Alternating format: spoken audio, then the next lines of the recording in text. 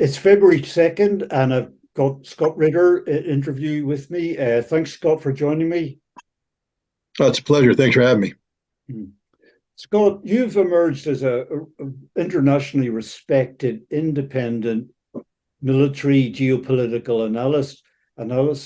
Uh, uh, People around the world rely on your take, in particular on Ukraine, as to what's happening, given the massive disinformation and false information in Western media, it seems, about the war and how it's progressing. You've always remained consistently critical of the United States and NATO's involvement in Ukraine. I'm just wondering, and I'm sure a lot of people around the world are wondering as well, you come from a very impeccable military background, US Marine Corps intelligence officer, and you've evolved into, or appear now to be, a very trenchant, independent, critical analyst of US policy. How do you explain that evolution? What events in your life over the last few years and decades have informed your worldview? Well, it's funny. There's been absolutely no evolution. I'm a Marine Corps intelligence officer. That means I'm the best damn intelligence officer the world's ever seen because they trained me to be that way. My job is never to tell my boss what he or she wants to hear. It's to tell them what my fact-based analysis is, and that was ingrained in me from the very beginning. You don't tell a lie. You tell a lie in combat, Marines die. The truth is the only thing, and that's what you do. That's what they trained me to do. Look, when I was an inspector with the INF Treaty, I was operating in Vodkinsk at a ballistic missile factory at a time when the Defense Intelligence Agency was saying the Soviets were producing hundreds of missiles that they were holding on to, and the key to that was the ability of the Soviet Union to produce like 200 missiles at this factory per year. Well, I got there and doing what I did. I wrote a detailed assessment that said, no, the most they could produce is 60 to 80 a year. It's based on the ground truth observations. I submitted that report, and I wrote it as a lieutenant. Lieutenant. And I was called in by a brigadier general with a panel of colonels at the Defense Intelligence Agency, and they said, you have to change this report. I said, why? They said, because budgets are involved, billions of dollars of budgets are involved, and we have to have this number. There has to be a threat, and our analysts, all of whom are more experienced than you, all of whom know the world more than you do, don't agree with you. I said, but none of them have been in Vodkinsk, where the missiles are actually produced. I have. Therefore, I win. You lose. And they said, well, we can hurt your career. I said, no, you can't. You're an Air Force general. I'm a Marine. I dare you to go to headquarters Marine Corps and try and get them to reverse this. They'll tell you to pound sand because they trained me to tell the truth, the whole truth and nothing but the truth. So help me God every time I open my mouth. And I won. And I did that over and over again. During the Gulf War, I was on General Schwarzkopf's staff. One of my jobs was to account for Scud missiles, Scud missile launchers. We knew that the Iraqis had 19 of them. By week 2, we had killed 64. I'm just a simple Marine. But if they only have 19 and we killed 64, we got a problem. And so I started to say, obviously, we're not killing what we think we're killing. There's a problem here. And I was the guy that got to make the final assessment on whether or not we killed a Scud or not. I was the final analyst. And every time reports would come in, I would say, no, no, no, no, because there wasn't clear evidence. Finally, at one point in time, the Air Force dropped bombs on a grouping of vehicles near Al-Qaim in northern Syria. And the videotape came in, and somebody snuck a copy to General Schwarzkopf, the commander-in-chief, four-star general. And they said, look, we killed Scud. So he went on TV, national TV, and gave a briefing. He brought in Buster Glosson, and they briefed it as, we killed at least seven Scuds. And I'm like, you don't get to make that call. Not your job, General. It's my job. And when I look at the videotape, I say we killed 7 oil tankers. That these aren't Scuds. Nothing about the report made sense from the missile launch. You know, if you're going to launch a missile from a site, one would expect the Scud launcher to be driving away. lights out, trying to hide. These vehicles were driving towards the Scud launch with lights on. And I'm like, no. And so my job is to write the final report. So even after his briefing, I wrote the report and I said, confirmed Scud kills, 0. The next morning, a colonel came in and he said, you have to change the report. I said, no, I get to make the call. He said, no, you don't get to make the call. The commander-in-chief made the call. I said, he's not the battle damage assessment officer. His name isn't on the report. My name's on the report, and I'm not going to lie. It's 0. They fired me on the spot.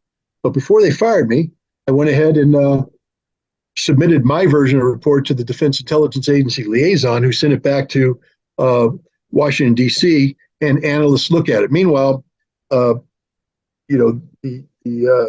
it's to Colin Powell, who at that time was the chairman of the Joint Chiefs of Staff. And Colin Powell calls Schwarzkopf and says, hey, look, the numbers aren't right. Schwarzkopf blew up. I mean, he literally said that I was the dumbest guy in the world, couldn't be trusted and all that stuff. But then the DIA people did photo enhancement and stuff. They came back and said, no, they're oil tankers. They're not Scuds. Scott Ritter was 100% correct. So I was given my job back. But my point is, my job is not to please the general.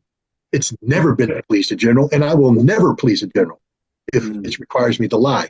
I tell the truth, the whole truth, and nothing but the truth, and you just let it fall where it does. Not my problem how you respond. I don't give a damn. Never have. Some people, Scott, would accuse you of being treasonous or anti-American about your views on Ukraine, the war in Ukraine. They would say Scott Ritter's a Russian Kremlin stooge, and you're bad-mouthing American involvement in Ukraine. What do you say to people who accuse you or try to say that about your analysis? They can go to hell. I've never been wrong. I'll just say that straight up. About the big picture, I've never been wrong. Why? Because I'm not trying to impress you by being right. I'm not trying to feed you what you want to hear. Again, I go back to my time as a weapons inspector. When I was brought in, we didn't know how many missiles the Iraqis had. I did a detailed assessment. And I was the only one in the world that came out and said they're hiding 100 missiles. They're like, well, how do you know that? And I said, here's my proof. Here's the evidence. Here's how I did it. 2 months later, the Iraqis confessed they were lying. How many missiles were they hiding? 98. And I said, see, I don't make shit. I don't make stuff up. I tell the truth. It's solid analysis. Now, people would say that by putting out that analysis and it's against the U.S. government, that I'm a traitor for telling the truth? No, I'm not a traitor for telling the truth. And I fought the U.S. government the entire time I was a weapons inspector about these missiles, because once we accounted for those 100 missiles, I then carried out a 1.5-year investigation where we proved there were no more missiles left. But the CIA couldn't handle that. I actually went to the director of the CIA's office in the White House and briefed him and his staff on my findings. And their response was, yeah, that's nice, but the number we're going to keep is 12 to 20, and that's never going to change no matter what you do. That's not an integrity problem on my part. That's an integrity problem on their part. And if you call me a traitor for that, you have no idea how the United States works. Let me make it clear to your audience. The United States is not the United States government. Never has been, never will be. The United States government doesn't represent the United States. We the people do. Read the Constitution.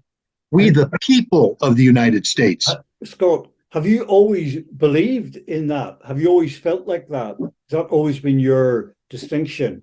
I took an oath to uphold and defend the Constitution of the United States of America against all enemies, foreign and domestic. Yeah, it's the only thing I believe in is the Constitution. I don't believe in anything else. I believe in the Constitution. Scott, can I just ask you, when you were a younger guy training as a Marine commando, did you believe that America was all virtuous and its interventions around the world were all for a good cause? Or were you always critical of US involvement, military involvement in various parts of the world? Well, let me answer the question this way. When I joined the on-site inspection agency to go into the Soviet Union, the prevailing thing was the Soviets cheated, they lied, they stole, they never told the truth. And that became apparent right from the beginning that just wasn't true. And so I was like, no, you guys are wrong. And it was clear at that point in time that politics were always involved in big analytical decisions, that analysts were trying to please a political boss. The difference between them and me is I'm not trying to please anybody. My job was to tell the truth. The same thing in the lead up to the Desert Storm. I was brought in on a planning cell that was headed by the Commandant of the Marine Corps, 4 stars. And I worked for Major General Caulfield, 2 stars. And he brought me in and he wanted me to brief him on Iraq. And I said straight up, we're fighting the wrong Arabs. I said, the Iraqis are the good guys here. The bad guys are the Kuwaitis. They're slant drilling. They're stealing the oil. So I tell them straight up, we're fighting the wrong guys, but it doesn't matter because my job wasn't to make the decision. My job was to prepare a military plan capable of defeating the Iraqis. The reason why we're doing that's up to the government. If people had asked me straight up, do you think we should be going to war against Iraq? The answer is no, absolutely not. Wasn't my job. My job was to find the weaknesses in the Iraqi defenses that we could exploit militarily to bring about a battlefield victory. But I've always known the U.S. government lies. They've been lying from day one. But again, let me just remind the audience, I don't work for the U.S. government. The U.S. government works for me. I am the Constitution, not the U.S. government. I am the Constitution. So, people say you're a traitor for what? For not believing a politician who's a narcissist who lies to become elected and lies after he becomes elected? No, I'm a traitor when I betray the Constitution. I didn't take an oath to the President of the United States. I took an oath to the Constitution. The traitor is the person who turns their back on the Constitution to follow the illegal orders of the president.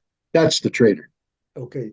And do you think that kind of traitor behavior has increased among the US government in recent decades? Has that kind of betrayal of the Constitution, as you describe it, has that become more prominent in US government conduct, in US government foreign policy over the last few years, in your opinion? In my opinion, the US government views the Constitution to be a liability, be an impediment.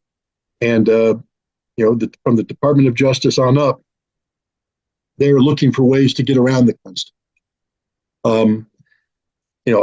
How long has this been happening? I haven't been around forever. I came into adulthood in the late 70s, early 80s. But I can say without fear of contradiction, look, when I was going through Marine Corps training, Iran-Contra was taking place. Iran-Contra. We all knew what was going on. We knew the Reagan administration was violating the Constitution. They violated the Boland Amendment, which means they're in violation of the Constitution. They're not listening to what they're constitutionally obligated to listen to, which is a law passed by the United States Congress. The president can't go around that, but they did. The whole Iran-Contra scheme was a lie. The whole Nicaragua thing, a lie. We knew this, but our job isn't to report to Reagan. The job is to defend the country. The job is to uphold and defend the Constitution.